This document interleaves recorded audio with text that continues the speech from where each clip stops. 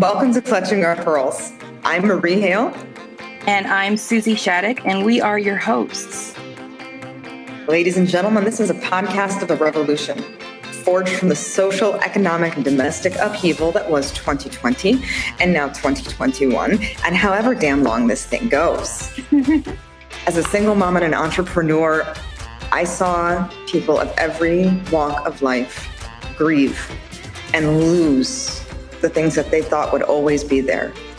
I saw women be told that their jobs were worthless after doing what they were told for 20 years. And I saw people let go that never thought that they would have to look for another job again. The mission of Forward Revolution is really to build this world in an equitable way. We needed to burn everything down. This thing was on fire. Now let's build it into something big and beautiful and different. As you may notice, this is not a parental edit kind of podcast, so prepare yourself. Today, I have the sincere delight of talking to one of my girlfriends that has been in my life since I was maybe 15 years old, as has her mother, Miss Colleen Brown, who was my drama mama at the Las Vegas Academy of International Studies, Performing and Visual Arts. Danielle and Colleen have just written the book.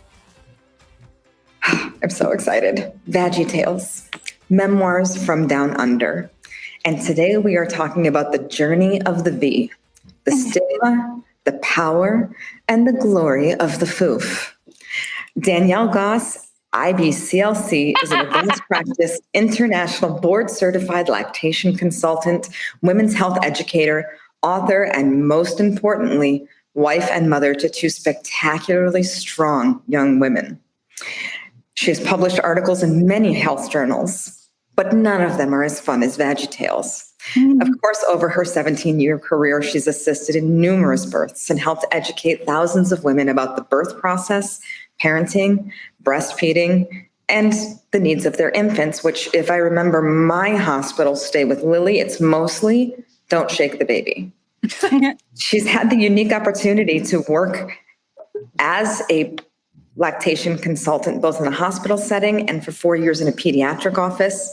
And for the last 9 years, in the pediatric office for 9 years before settling into her new home-based practice. She prides herself on being an out-of-the-box thinker and finding solutions that heal the patient both physically and emotionally. She is also a TikTok influencer. That's right, ladies and gentlemen. TikTok pays her to be the lactinator. So find her as fast as you can. We are also incredibly blessed to be joined by none other than drama mama herself, Miss Colleen Brown. Colleen spent 40 years as a theater director and was the first female to cross gender lines in the tech theater world as prop master in Las Vegas. Colleen survived teaching high school theater as well. She is one badass broad. She was granted the Most Innovative Theater Program in America award in 1999.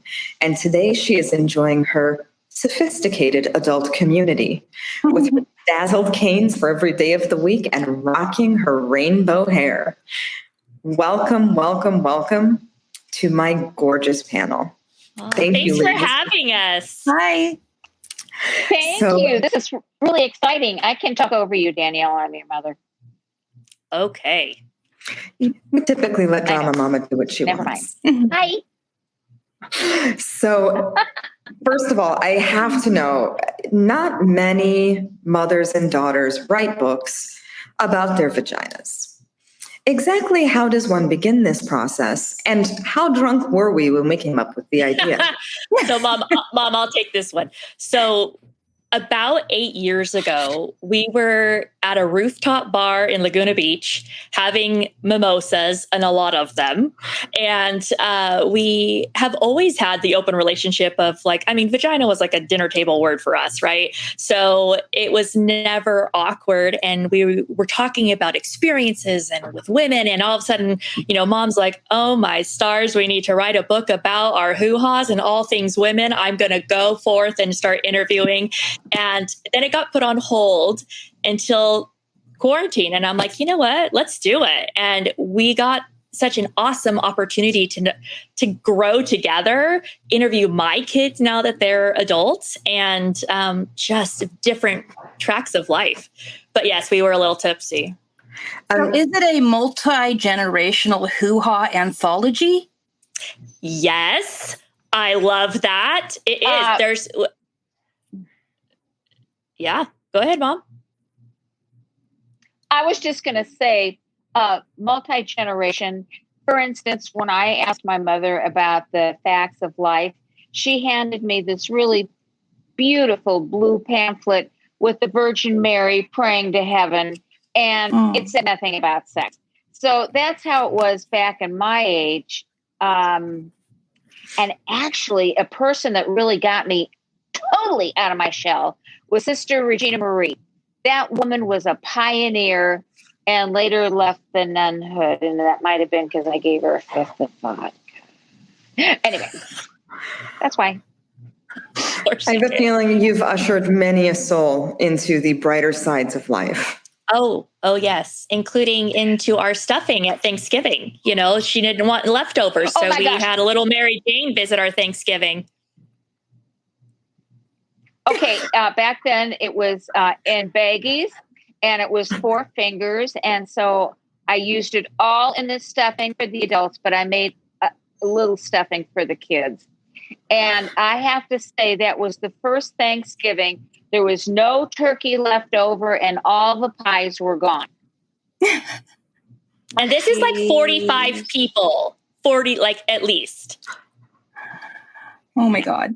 So That is amazing. Yeah. I don't, it's not often I'm speechless, but gosh, Mom, I want to hug you so I bad. never told them. Hopefully they didn't have any drug Can tests. you talk about these times? Of course. We had a cast party at my house, and I made some spaghetti sauce that was known as my special sauce. And then there was the regular sauce. And so my friend, I won't say his name, came up to me and handed me a glass of water and said, "What the hell am I drinking?" I said, "Water." And he goes, "Oh my gosh, look at my eyes. They're like slits. But your spaghetti sauce was really good." And I said, "Which one did you ask for?" "Well, your special sauce, because you're a really good cook." And I had 2 servings. And so the story continues. And, you left out that he was the dean of your department at college. And was on the table playing his trombone. Okay, yeah, but I do have to. His wife was dancing wildly. Okay. From what I remember, you guys didn't grow up in the typical family, right? We all grew up in Vegas, which Right. has its own features and benefits.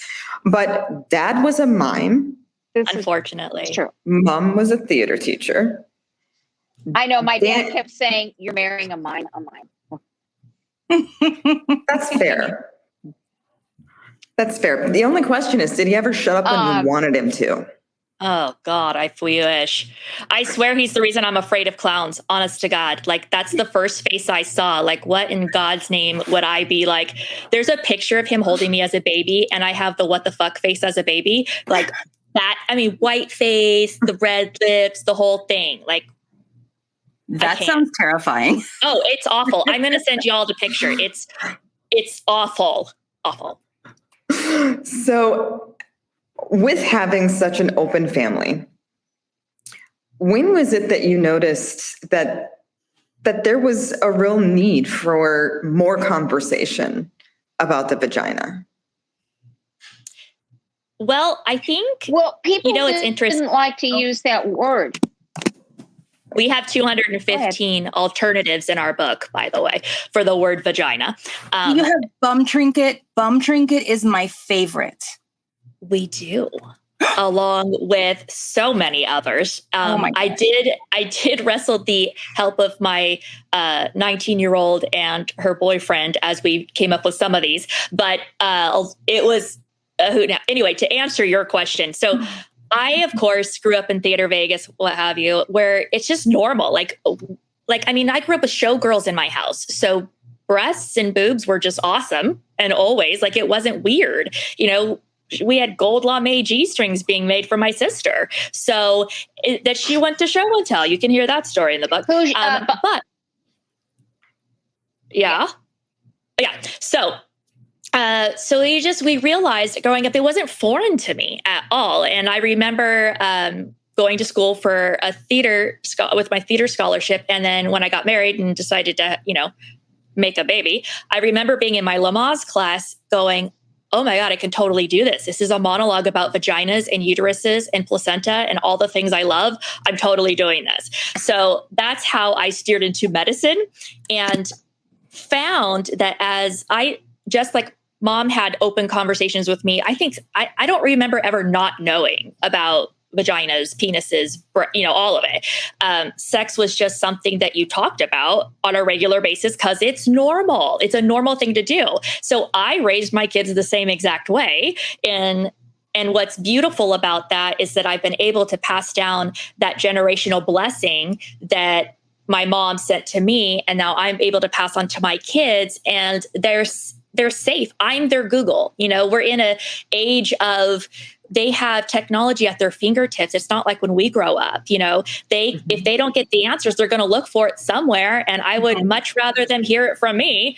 And you need to be the safe, loving source of that information, because if you're going to introduce shame or awkwardness, then they're going to find the information.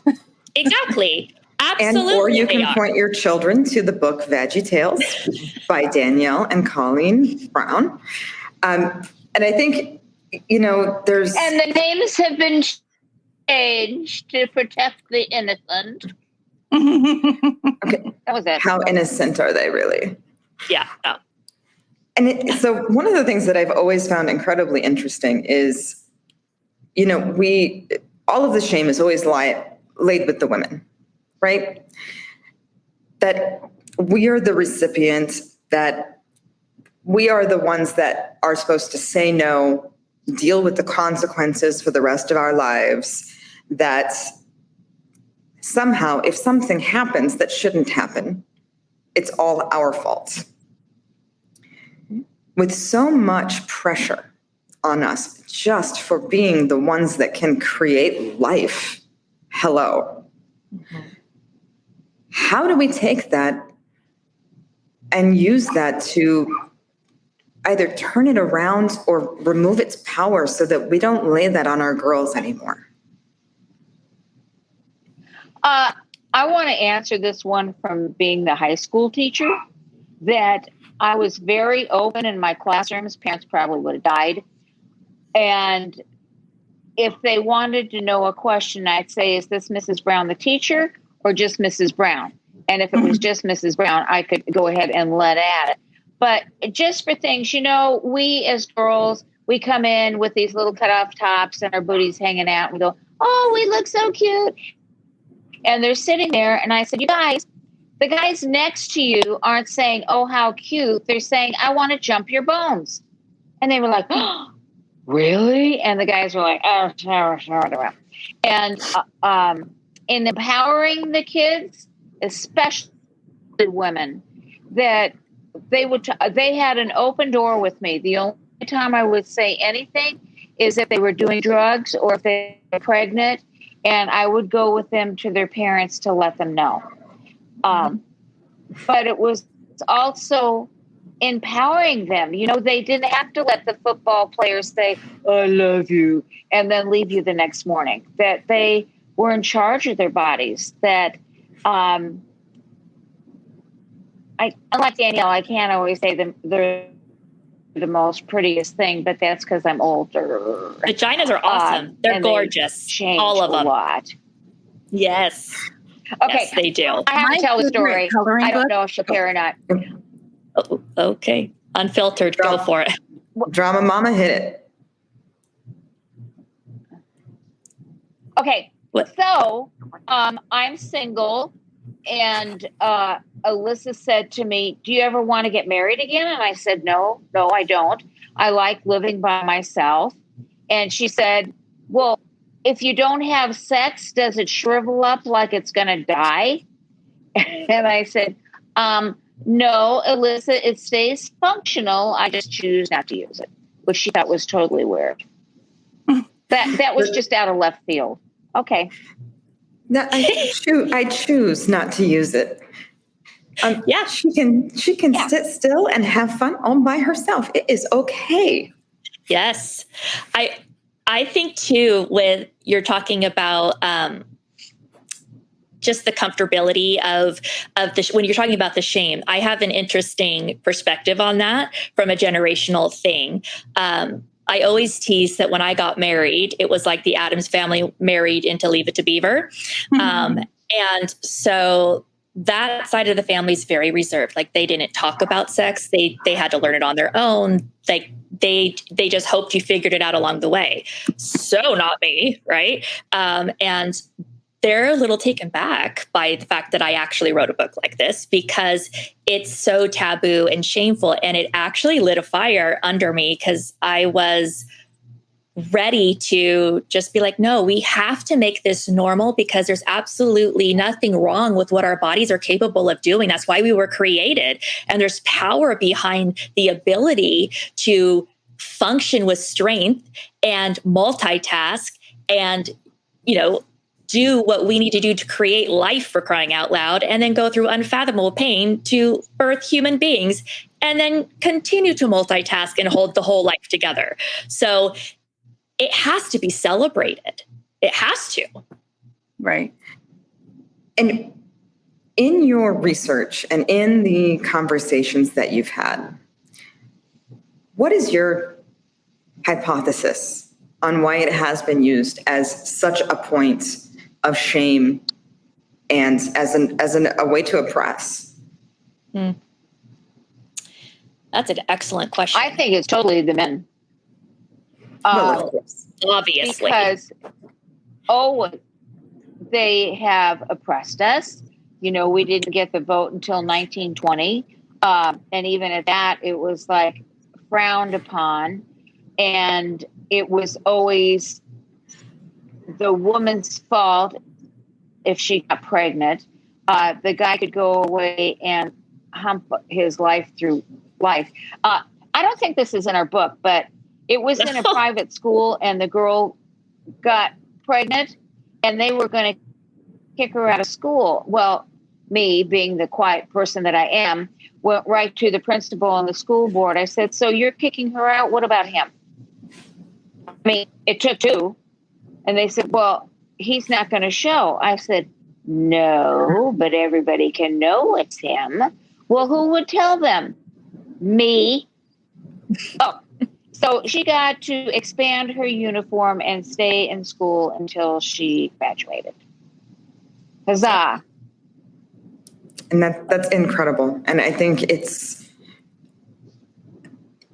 so hard for us to look at our younger generation and know that they've carried all of this shame with them, and that we've carried all of this shame, and that our mothers have carried all of this shame, and that it's going to take all of us to change it. It's going to take an army. I'm back in my, when I first started in women's health, I had such a passion for the teenagers that were becoming mothers, like the teenage pregnancies, because they were very much left to kind of fend for their own. And as young as 13, and what broke my heart is that they were forced to grow up fast because they had to, and it was all on their shoulders. But at the same time, they were so hungry for affection and for love and to be appreciated and valued that they were willing to look for it in any way. And the fact they were able to create someone to do that for them is kind of, it's beautiful, but sad at the same time. Like, we shouldn't have to feel that we have to seek our value in other individuals. We should be instilling that into our youth now so that they realize that they are good enough as themselves. They don't need to have, anybody else, male, female, validate them for the power that they possess. Our job in this generation, we need to rise up and set the example for the youth, because they're going to be the ones that pave the way. And if we continue this generational curse of, shame because we carry a vagina, and the cycle will never get broken. The voice will never be heard. And let's be real, when something needs to be done correctly, it's usually a woman that steps up to do it. So when I'm watching these young ones just co-create, there's a transition happening. I see it in my kids. I see it in their friends, that the families that are afraid to talk to their kids, which is a huge platform of why we wrote the book, is that we want to make it the awkward conversation comfortable, right? And I was the mom that all of the kids' friends would come to, just like how mom was the safe teacher and molded lives, is because you have to not make it, if you make it weird, then it's shameful. If you make it normal, then it's powerful. I'm reminded of when I was sitting in English when I was 14, and I was reading a play or something, and the guy in front of me turned around and he says, "Do you have little areolas on your nipples, or do you have the weird ones?" And that's what he said to me. And I was like, what the fuck? You can have wrong nipples? Like, it exploded my head. It's like a thing that I hadn't even realized I should feel shame about in my developing body. He was like, do you have the small areolas, or do you have the good ones or the weird ones? And I was just like, oh, I guess features have values. And that started for me. I had come from a lot of religious and family-induced sexual shame, but that brought me into secular and social sexual shame. And, I'm an aunt, and my niece will be like, hey, this body part is bad. I'm like, oh, how can one of your body parts be bad? How can such a powerful part of your body that creates life be bad? How can we put values on elbows are, good, but, vulvas, the worst. Or do you have the right kind of nipples? Sorry. Vulvas and elbows have different functions, and both are important. That's right. Nipples come in all shapes, sizes, colors. Yes. I would have asked him if his scrotum was the same size, hairy or bald. Well, I would have. However, I was taught to not talk like that and to be respectful. So when he broke those rules that I had been taught, I had no idea that I could defend myself, that I could question him back, challenge him. I was like, oh, I guess I was reading Shakespeare and now I just have sexual shame. Cool. Thanks for changing that up. Yeah. Shakespeare was hard. That's one thing that, by the way, Shakespeare was a dirty. Cool. Oh, he was a dirty bastard. I know. He was a dirty bird. You said nipples, so now I'm like, COVID high five. I love me some nipples. I have to say, and I will get on a soapbox. So if you go down this rabbit trail, the sexualization of breastfeeding absolutely drives me banana pants, because we're given these beautiful, breasts to feed babies.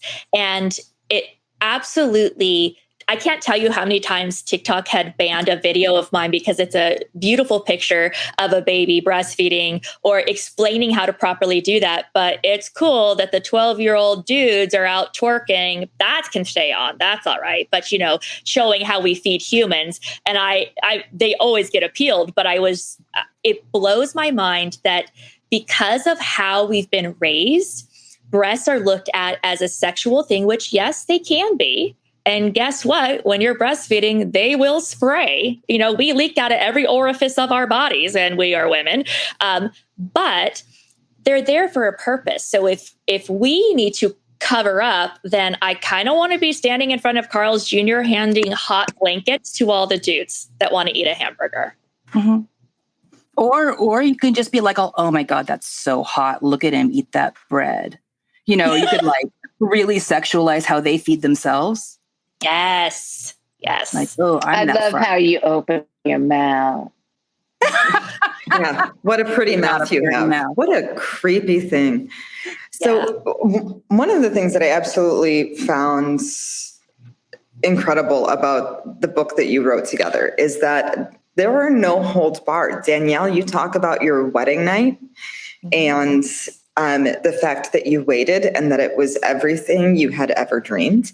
And Colleen, you've talked about, what was it? Elder course? Oh, yeah. Elder course. Yeah. Yeah. Hey, Day and the elder lay. I got to tell you, it was like this little brothel in a way, and who was sneaking in whose room and running out, who got locked out and was running around in the nude because she couldn't get in. It was just very much an eye-opener of the 55 plus.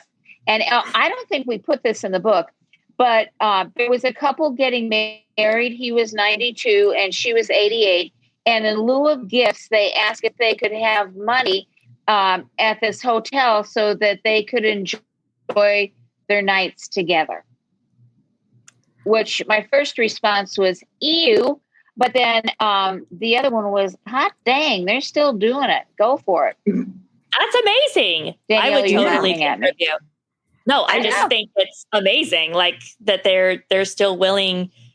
That's the other thing is like, I feel like people feel that sex has to be cut off at a certain age, that, you know, you don't want to think about your grandparents doing it, but I kind of applaud them that they're still willing to work at their relationship and the ever changes of marriage and, or just partnership, that they're willing to keep going. Like, hot dang, good for you. It's how it should be. I hope I'm, screw until the day I die, because what a way to go, Well, my grandfather was, I think, 87, and they called me to say, your grandfather injured his knee. And I said, how did he do that? Falling out of his wife's bed. I said, are we saying like falling out of the bed because he was trying to do it to her? Uh-huh. So it was like, all right, Grandpa, yay to go. And he was banned from the women's ward because he kept offering them a piece of candy to show it to them. So I don't know. I just threw that out. Well, it's nice to know that I'm not the only one that falls out of bed. Yeah, I love the quote below because that's accurate. So, what's that? What does it say? It says, I've had more conversations with my mother about lube than I ever care to mention, but you prefer coconut oil. It's very true. And I think there's, oil? Oh, Jesus, no, my mother does. And now she's going to be thrilled that this is broadcast. I like anything that comes in a pump. Oh. I'm just tired of getting my hands sticky. Oh, it's so gross. So I think, first of all, I love this conversation because it's from a place of honesty and sincerity. And for so long, we haven't talked about it. And, even I can't tell you how many of my male friends are like, oh, what do you girls talk about when you're together? I'm like, not your dick. Yeah. We've got a couple of other things to talk about. Trust me. Those are just comparing the side. Like, oh, and it's as we start to take back the love of our own bodies and the love of our own pleasure and our confidence. What is scary on the other side is that now we are more of a force to be reckoned with than we ever were before. Mm-hmm. And God help the rest of the world when 50% of us realize how strong we actually are. And so I want to, I'm going to jump back at this. Do it. Go ahead. No, I want you. I will say in the 70s, that was that was that time for about 10 years that sex was rampant. It didn't matter male or female. Any place, anytime, anywhere was okay. I had a point to make. You banged a lot in the 70s? That, yes. A lot. Do you think? You know, the other day I tried to count how many there were. And then I just didn't know that. That's probably good. Oh, yeah, that's probably, especially since I taught you abstinence and your mom was banging half the world.